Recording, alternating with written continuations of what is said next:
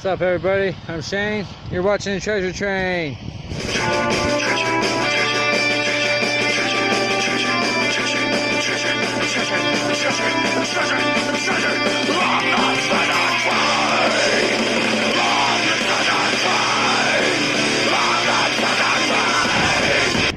Today I'm out at a AU Mojave outing, Coolgardie.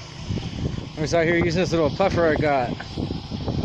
Just testing around, and I filled up some buckets. Got them in the truck already.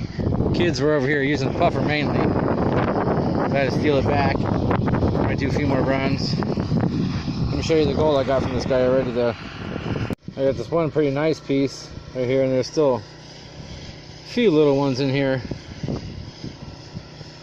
I'm not sure where they're at. But that one piece is pretty nice.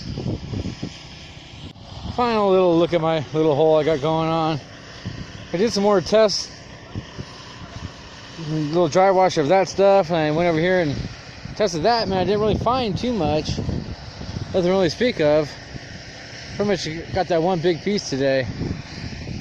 Yeah, we got the kids playing over here. Should be a metal detector hunt over here later. Pretty good outing, bunch of people.